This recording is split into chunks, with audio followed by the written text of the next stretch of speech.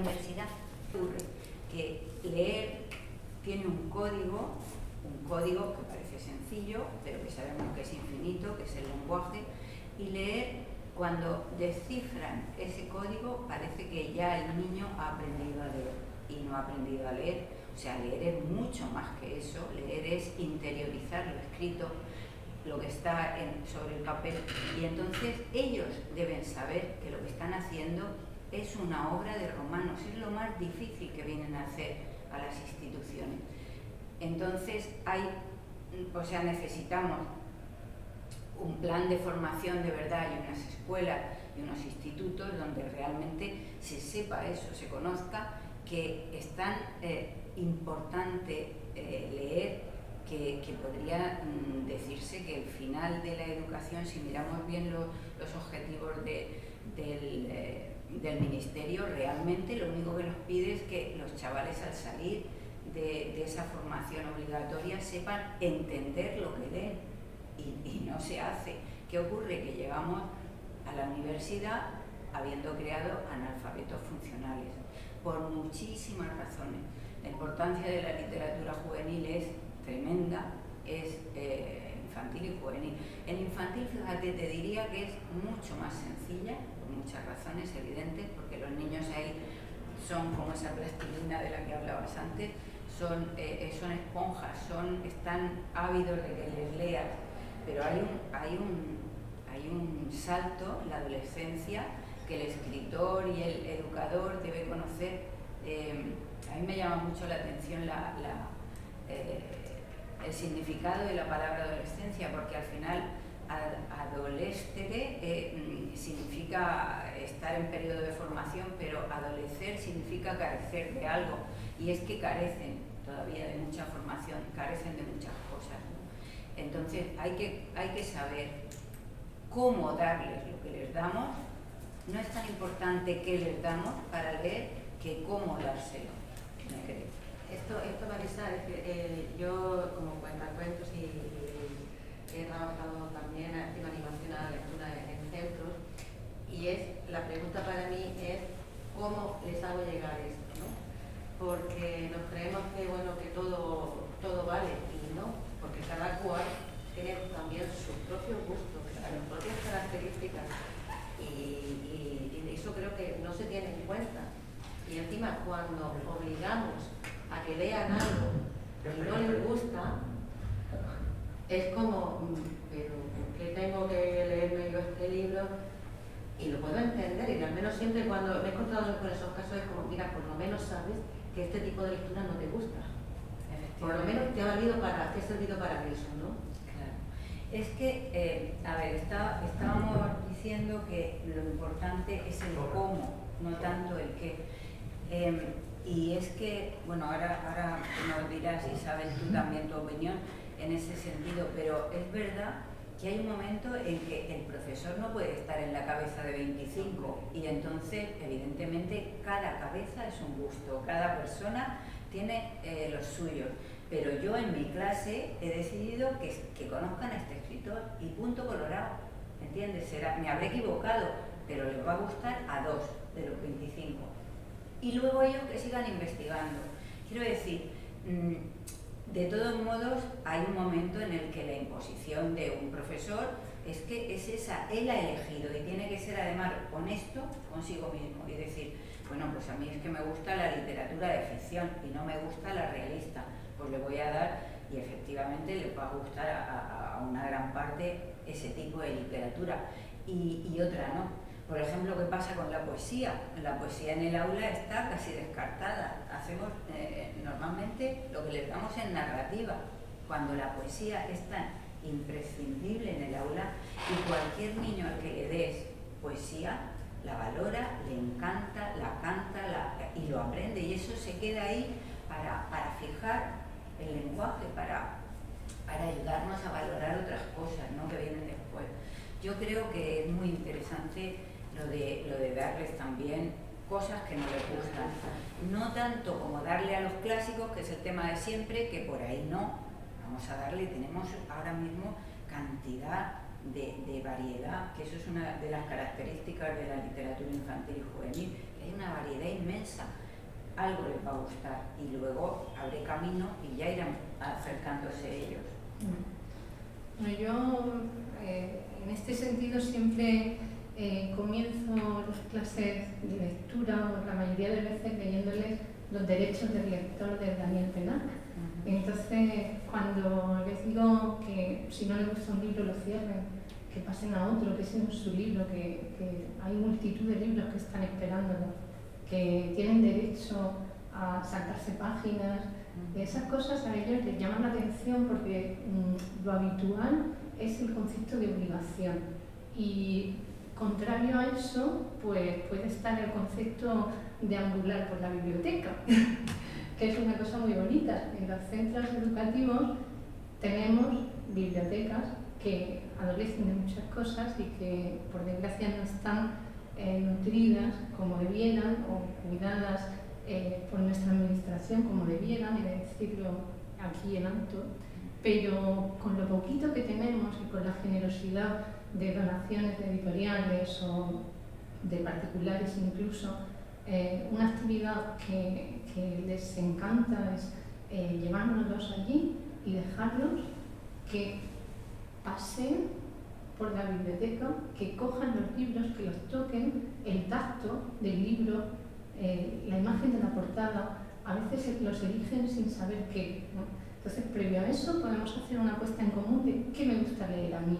Y en ese sentido el profesor es crucial, porque si a mí me gusta leer lo que sea, pues yo puedo indicarle, vete a esta sección, vete a esta estantería, ¿no?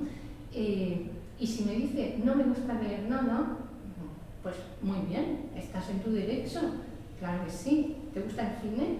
Tampoco. ¿Te gustan los videojuegos? Sí. ¿De qué? Pues me gusta uno que hace tal. Pues mira, hay un cómic o hay una novela gráfica que tal vez, y por ahí hemos enganchado a muchos niños, hemos traído de nuevo a muchos niños a la lectura que habían dejado de leer desde que, bueno, a lo mejor habían cogido el último libro en quinto de primaria. Hablando de bibliotecas, Isabel, bueno, yo recuerdo una anécdota en mi época en la dirección de un centro, que cuando llegué, yo no había estado nunca en un centro grande y la biblioteca para mí era el sitio más maravilloso del colegio. Además era una biblioteca bien dotada, estaba cerrada pero ya bien dotada, y entonces me puse a hacer ahí un listado de días y horas que pueden venir y tal, y luego resulta que no iba nadie, no la visitaba nadie. Pero ocurre otra cosa, que es que estamos hablando de que las instituciones están muy obsoletas en la mayoría de los casos, ¿no? Y luego se tira mucho del voluntariado y de gente maravillosa como tú, que hace sus rincones del lector y que motiva a visitar la biblioteca, etc. Pero lo normal es que el profesor suele estar hasta arriba de papeles que no llevan a ningún lado por otro lado, y es verdad que son formularios que yo, que he estado también en centros de profesores, se archivan, en fin. ¿Qué vamos a decir? Pues que realmente el sitio más mágico de un colegio, de un instituto, es una biblioteca. Pero ¿qué ocurre?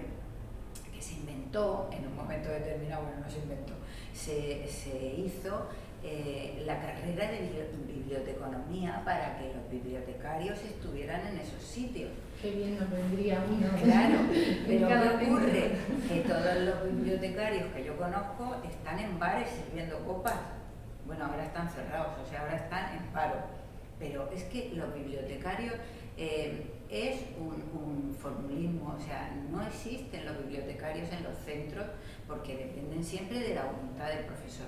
Eso es, o sea, esas cosas hay que reformarlas. Hay tantas cosas como, por ejemplo, el hecho de lo que tú comentabas antes, la lectura es transversal en todas las áreas, no es solo de la clase de lengua la lectura. La lectura debe ser en voz alta, compartida, leyendo muchas veces el mismo temario, el mismo libro, hablando de lo mismo, porque en voz alta podemos comunicarnos también y escuchamos cómo leen los alumnos. ¿no? Eso es una pérdida o sea, pasó a ser obsoleto en un tiempo y se sabe que no, que la lectura en voz alta es fundamental, ¿no? Y luego eso, la participación de los niños además de lo que me está indicando la profesora que es bueno, yo prefiero esto otro, dejarles también ese tipo de apertura, ¿no? Esa libertad. Tú has comentado algo, ese deambular por la biblioteca, y es que yo he encontrado libros estupendísimos y he descubierto autores yendo deambulando, como tú dices. De pronto te llama la atención el título o la portada y te quedas y tú no sé de qué va, y te lo lees y después vas a buscar más de ese autor. Y creo que esa sensación de tocar, de palparte, desgraciadamente, ahora mismo no se puede hacer. Y hablando el otro día con una compañera, una amiga bibliotecaria, me decía: Carmen, llega la gente, claro, no puede entrar a deambular. Es como, dígame qué quiere, no sé, es decir, te recomiendo los libros que tenemos, pero claro, no es esa relación de esa pequeña aventura de meterte entre las estanterías, de sacar uno, de volverlo a dejar, ¿no? Y hay gente que se va sin libro porque no sabe qué es lo que quiere leer en ese momento, porque no lo ha podido tocar o palpar o algo que le haya llamado la atención. Y porque no estamos acostumbrados a, igual que te llevas a tus hijos al Corte Inglés, llévatelos a la librería, llévatelos a la biblioteca, hazles socios de la biblioteca, acostumbra a tus hijos a fomentar la biblioteca personal, que a mí eso me parece maravilloso, porque, por ejemplo, desde los centros, muchas veces yo voy a los centros y me dicen: tenemos 25 libros, te hemos comprado 25 libros que se quedan en la biblioteca. No, oye, si lo que yo quiero es que se los lleven, que los rompan, que los lean o no los lean, o que el año que viene, cuando se acuerden de que ha pasado por el colegio una autora, digan: pues me voy a leer, que la estuve escuchando y tal, en ese momento no me apetecía, la voy a leer ahora. La biblioteca personal es tan importante que precisamente eso, cuando llegas luego a una biblioteca de mayor, pues ya sabes hacia dónde te vas a dirigir, sabes lo que te gusta, pero es que en la mayoría de los casos tú llegas a los colegios y tienen bibliotecas de adorno en las casas, muchas veces, ¿no? O la biblioteca del padre, o algún regalo suelto, que a alguien se le ha escapado eso de regalar un libro, porque no es lo normal son los juguetes, los juegos, la ropa, pero no el libro. Esto es para tu biblioteca personal. Ahora que comentas lo de regalar libros o gente que tiene su biblioteca, conozco muchas personas que me dicen, bueno, los talleres, a ver si en casa somos lectores y tenemos libros y le hemos contado muchos cuentos a los niños desde cuando eran pequeños, porque ahora no leen, es que no leen, y te queda que, bueno, cada cual tenemos también nuestro momento, o como tú dices, a lo mejor no se están leyendo un libro, pero están leyendo novela gráfica. Claro, sí, es que da lo mismo lo que leas. Claro, pero parece ser que no, o te coges el Quijote o es que ya no lees, y que no lo digo porque decir, el Quijote a mí me encanta, no es por menospreciarlo ni mucho menos, ¿no? Pero que a veces también machacamos y no dejamos respirar. Sí. Bueno, y aparte es que la adolescencia es un periodo especial, es un periodo en el que quieres cortar con todo lo anterior, lo único que te interesa es la panda, los amigos es el tema central. Eso está constatado en el informe de lectura que todos los años publica el gremio de editores, con los usos, las costumbres, etcétera. Eso siempre se ve, ¿no? Que hay una franja de edad que suele coincidir con esa adolescencia ya entre 15, 16 y 20 y algo, en la que abandonan el hábito lector y después vuelven, claro, la recuperan. Pero esos niños que han sido lectores en su primera infancia, en todo ese trayecto anterior, después volverán a la lectura. Totalmente.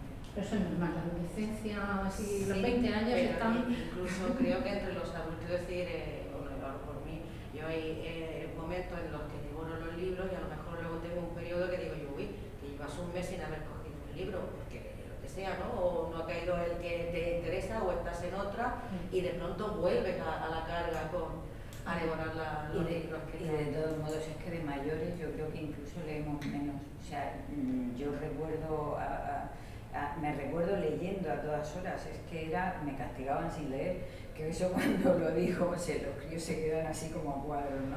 Pero es el mejor castigo, claro. Basta con que pongas que no hagan una Claro. cosa para que la hagan.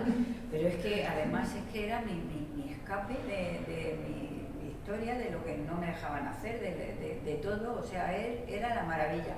Y en cambio ahora tengo que luchar para encontrar un hueco, para poderle... Y muchas veces estamos cansados y lo que te apetece es que te cuenten una historia de esas en las que no necesitas, porque leer requiere soledad, concentración y cosa que no te da ni la televisión ni el cine en muchos casos, ¿no?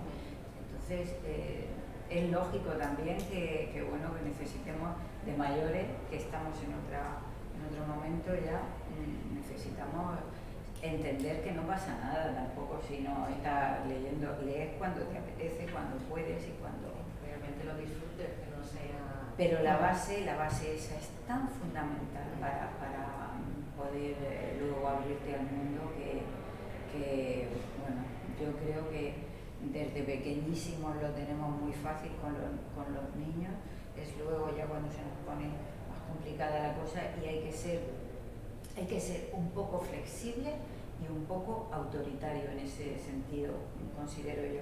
O sea, hay una parte de tolerancia en la que nos estamos pasando también, con todo vale y todo es permisible y tal, y ahí no estoy de acuerdo, y otra base en la que hay que dejar a la gente que, pues eso, que haga un poco y que lea o no lea, que muchas veces también la lectura está sobrevalorada, también es verdad, hay gente estupenda que no lee, ¿y qué le vamos a hacer? Yo creo que uno de los problemas que tiene la lectura hoy en día, o contra lo que lucha, es con las pantallas. Las pantallas pues tienen sus virtudes, de hecho, fíjate, parece una paradoja porque aquí estamos llenos de pantallas hoy, y a lo mejor se nos escucha en algún lugar por ello, ¿no? Estoy convencido, Sí. Estoy convencido porque lo estamos viendo, lo estamos escuchando. Entonces, bueno, es una paradoja, pero realmente para fomentar la lectura tenemos que fomentar las técnicas de comprensión lectora, que implican una concentración, un silencio y un ejercicio de comprensión y asociación que las pantallas nos están robando, porque el ritmo que nos imponen no es el ritmo de la lectura. Entonces, esto lo explica muy bien una autora que a mí me gusta muchísimo, siempre la trabajo en mis talleres a profesores y a padres, que es Catherine de Pouillet. Tiene 2 libros que han sido fundamentales para comprender esto, y en el segundo de ellos, Educar en la realidad, en el que trata todo esto, ella defiende que hay una crisis, la crisis educativa es realmente una crisis de atención, porque ya tenemos todos claro, ¿no? que un uso abusivo de pantallas en la primera infancia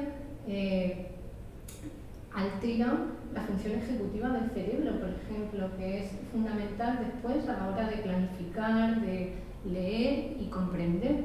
Entonces, esto ya lo estamos viendo nosotros en las aulas. Es muy difícil mantener a un niño sentado una mañana en clase o hacer que preste una atención continuada.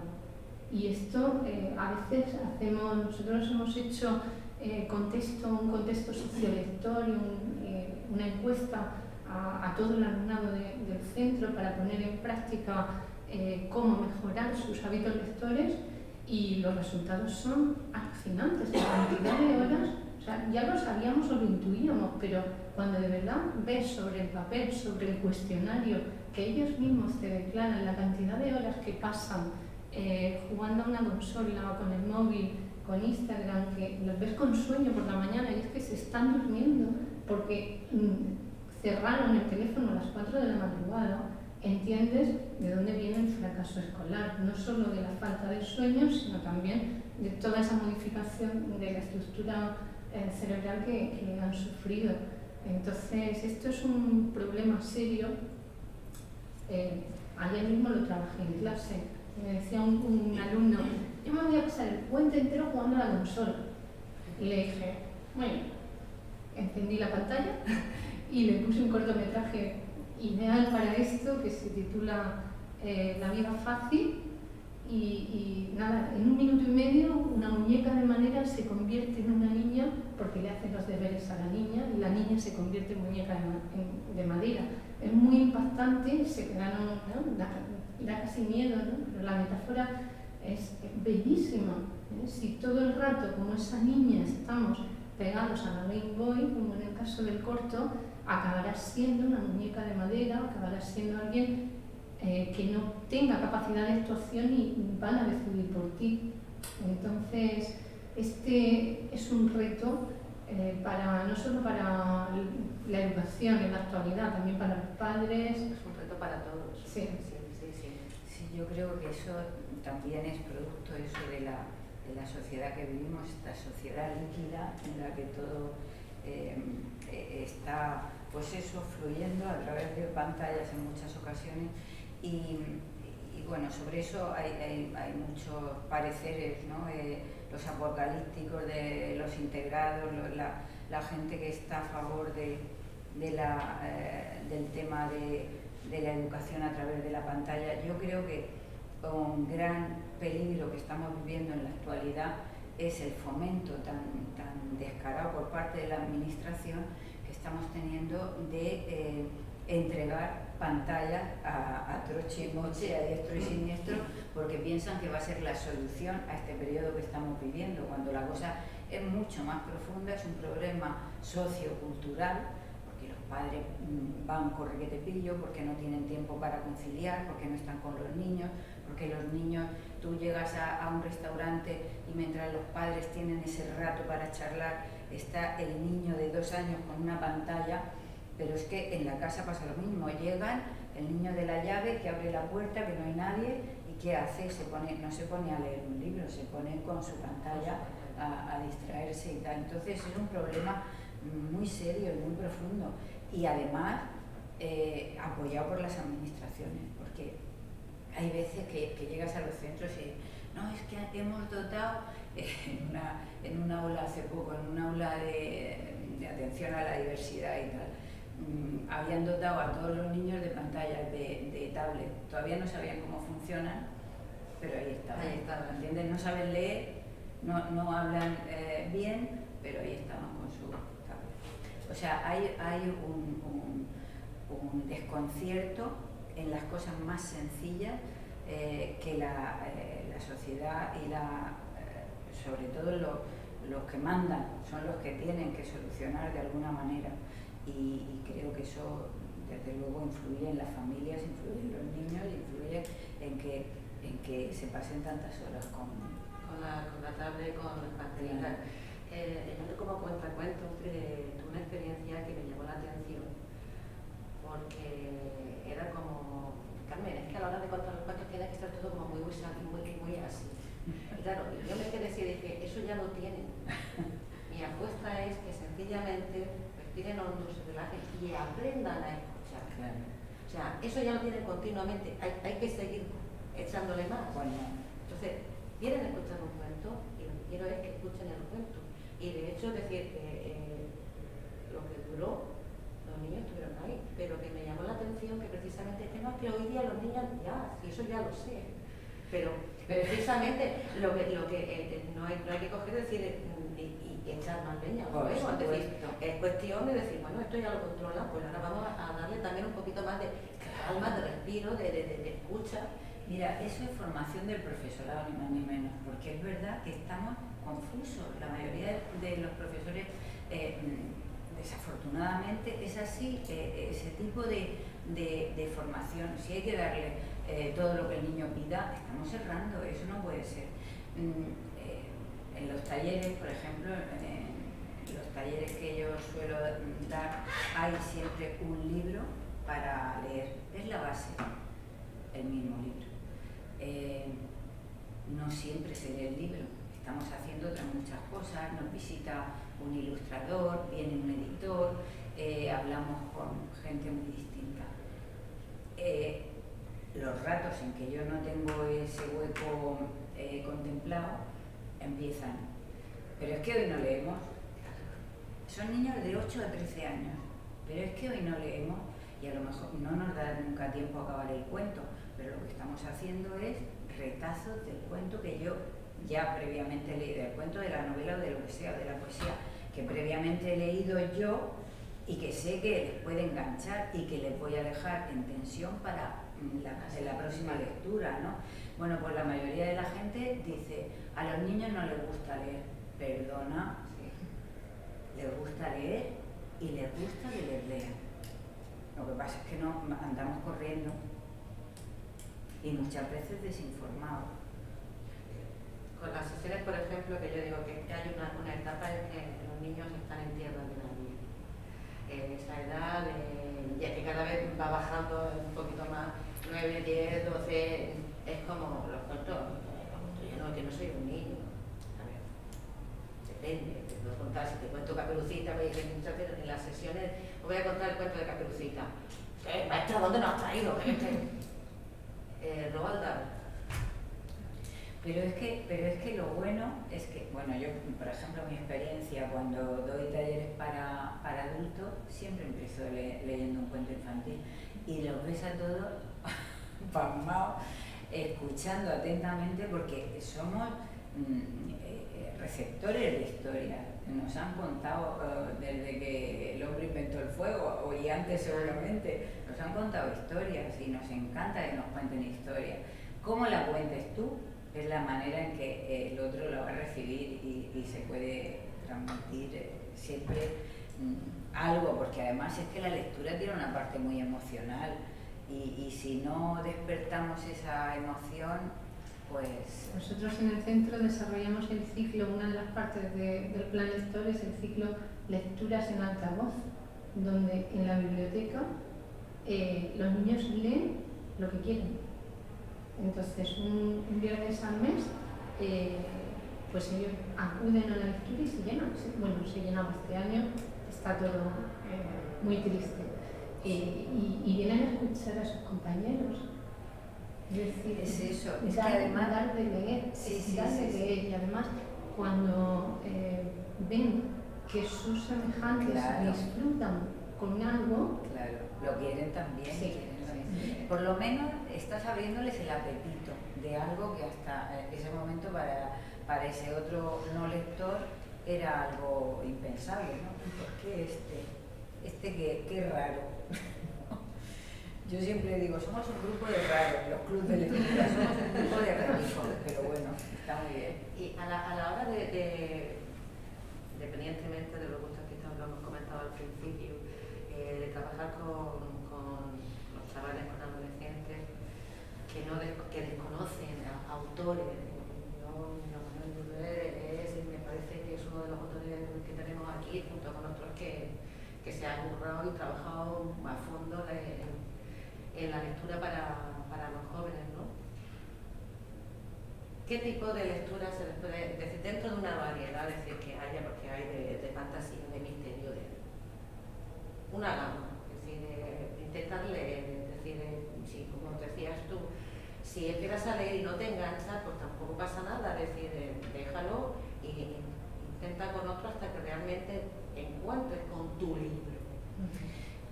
Pues yo creo que, fíjate, lo que se me ocurre, ¿no? Que les apetece leer cuando conocen. Nos hemos dado cuenta de que han aumentado los préstamos en la biblioteca de manera exponencial justo después de haber traído a un autor a visitar la biblioteca y a contarle su experiencia como escritor y como persona. Y es una cosa muy bonita porque muchas veces hay niños que no han leído nunca, que no están... porque los lectores siguen siendo lectores.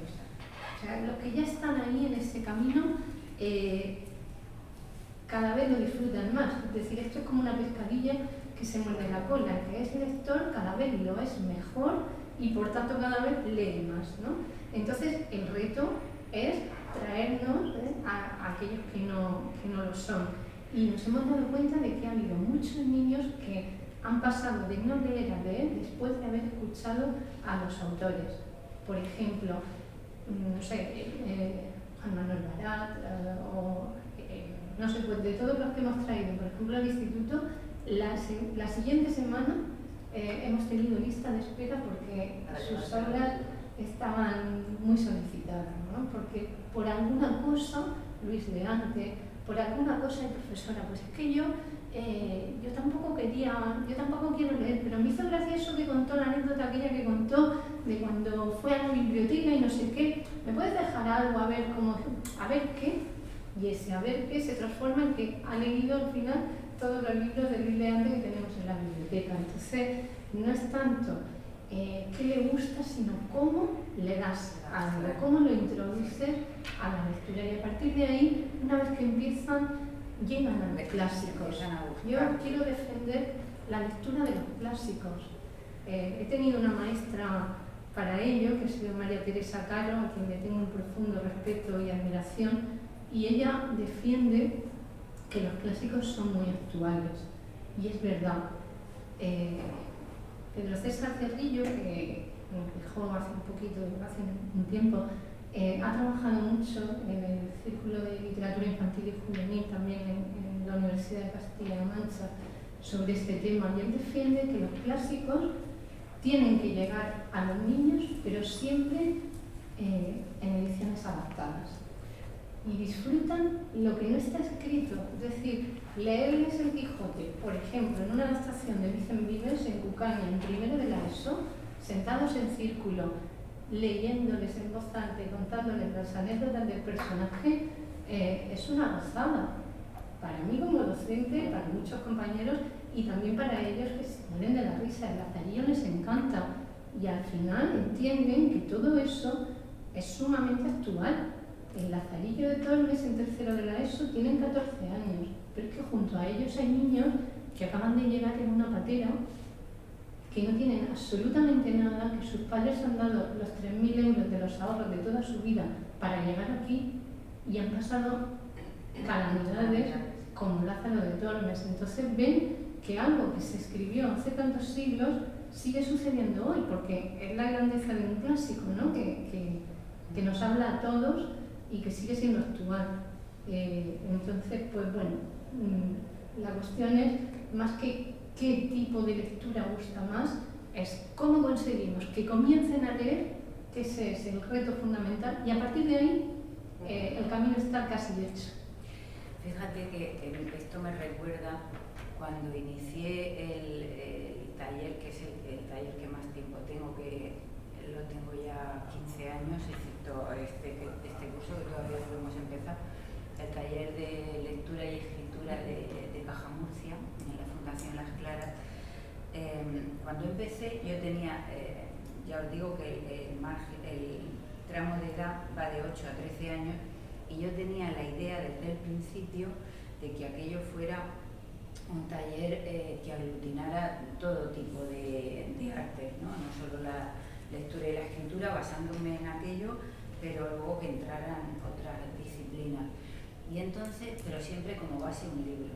Y entonces, curiosamente, descarté desde el principio la literatura juvenil y me centré en libros que a mí me gustan. En eso yo creo que hay que ser honesto, y entonces el autor tiene que elegir el autor, el que elige, el profesor, lo que a él le gusta. Y hay una segunda parte, ahora os contaré los libros, por ejemplo, que les di a leer, pero hay una segunda parte que no solo está el libro que yo impongo, sino que luego, todos los días, ellos tienen que venir con un libro y presentarlo delante de sus compañeros.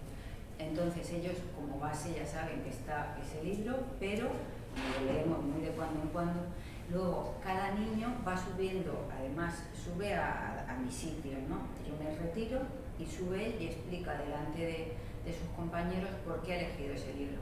¿Qué ocurre? La mayoría traen los libros comunes, traen libros que no elegirías tú, pero es que son sus gustos y es lo que ellos están oyendo. que si, ¿qué te digo? Pues yo qué sé, los Jerónimo Stilton, Harry Potter, o sea, siempre muchas veces se repiten, es igual. Te lo explican, por qué te gustó, en qué te detendrías, qué trocillo nos leerías, bueno, así. Pero yo entre tanto les estaba hablando, por ejemplo, de la metamorfosis de Kafka, que hay niños que se han llevado con 8 años, se han llevado la metamorfosis de Kafka a su casa, pero no adaptado, tal cual. ¿Qué pasa? Que yo elegía trozos y le decía, este libro es para cuando seáis mayores, lo que quiero es que vayáis haciendo vuestra biblioteca de aula, de personal. Pero mirar este trozo. Claro, si tú le explicas eso a un chaval, el cómo, ellos pueden entender mejor que un adulto que alguien se levante convertido en transformado, ¿no? Y eso me producía muchísimo, bueno, es que era como un laboratorio experimental. Yo qué sé, he leído poetas de adultos, los 20 poemas de amor y una canción desesperada, que son complejísimos, por otro lado, pues ha habido cosas ahí,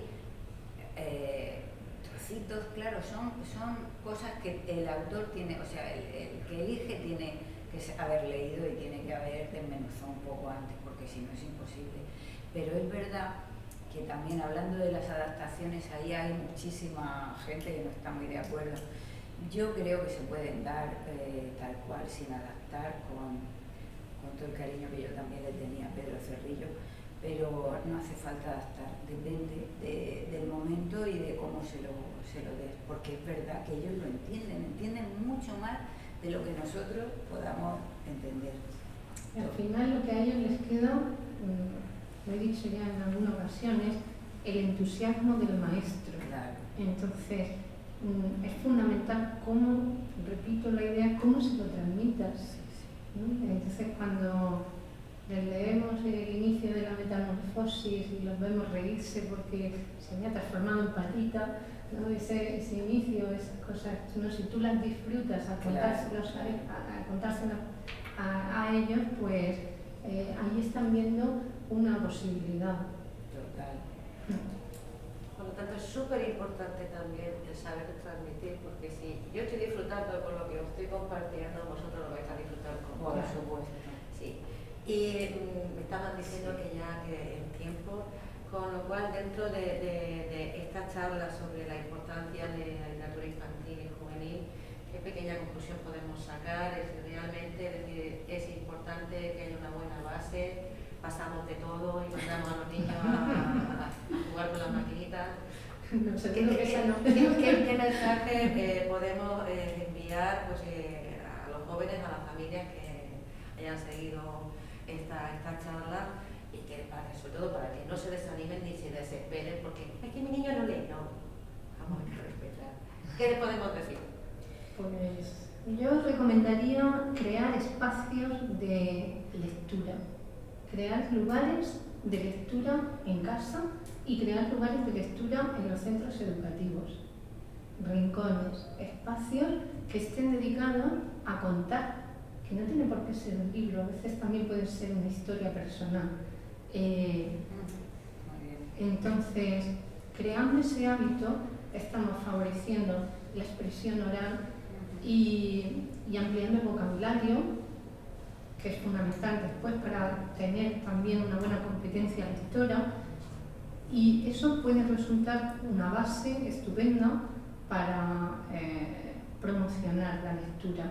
Entonces, desde luego que es fundamental, desde luego que defiendo que se limite el tiempo de uso de pantalla por una cuestión de salud mental, y por supuesto que implica un esfuerzo como padres y un esfuerzo como docentes, ese dar de leer, ¿no? Porque a veces es más cómodo anclarse en otras tareas, ¿no? En ambos campos, pero si nos situamos frente a ellos y defendemos con pasión una novela, un cuento, un poema, estamos sembrando ahí una semilla que tal vez germine, y eso es lo que nos va a llevar a tener una sociedad mejor. Yo creo y defiendo trabajo cada día en esa idea y por ese fin. A ver, yo creo, por ejemplo, bueno, estoy de acuerdo absolutamente en todo lo que ha dicho Isabel, por supuesto. Creo que en literatura infantil, en la parte dedicada a primaria, por ejemplo, lo tenemos facilísimo, lo tenemos muy fácil. El último tramo de primaria ya empieza a complicarse, pero si desde el principio en clase y en casa les leemos y concedemos la importancia de regalar un libro, de ir a las librerías, de visitar las bibliotecas, de hacerles socio, de tener un rato pequeño todos los días para acompañarles a la hora de dormir y compartir una historia, porque la parte emocional del libro es que ellos sepan que para ti, para el adulto, eso es importante. Entonces, ese rato de compartir es impagable. ¿Por qué? Porque un día el padre va a decir: hoy no tengo tiempo, o tengo que hacer otra cosa, lee tú solo. Y poco a poco el niño se va a acostumbrar a que ese espacio que tenía para compartir con su padre o con su madre o con su hermano, debe empezar a procurarlo él solo.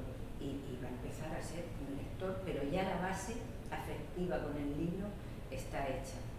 A partir de la adolescencia, pues ya sabemos lo que pasa, hay un bajón y ahí está el esfuerzo de lo que ya hemos hecho anteriormente. Por último, recomendarles, por supuesto, que no hay que tirarle la toalla, hay que darle mucho de lo que ellos también nos piden y lo que nosotros creemos que le puede favorecer para llegar a ser, pues eso, mejores personas al final, porque es de lo que se trata. Y a los que nos organizan la vida institucionalmente, pues que se formen un poco y que hablen con la base, con los profesores, con los educadores, con la gente que sabe un poquito de qué va el asunto, antes de empezar a dar a diestro y siniestro ordenadores y tal. Pues ahí queda. Muchísimas gracias, Isabel, Marisa, por este ratito en el que hemos estado hablando de literatura infantil y juvenil. Os invitamos a todos a visitar la Feria del Libro, aunque este año sea de forma virtual, porque hay mucho para ver. Y muchísimas gracias pues, a todos los que habéis estado siguiendo, escuchando este ratito de charla con Isabel y Marisa.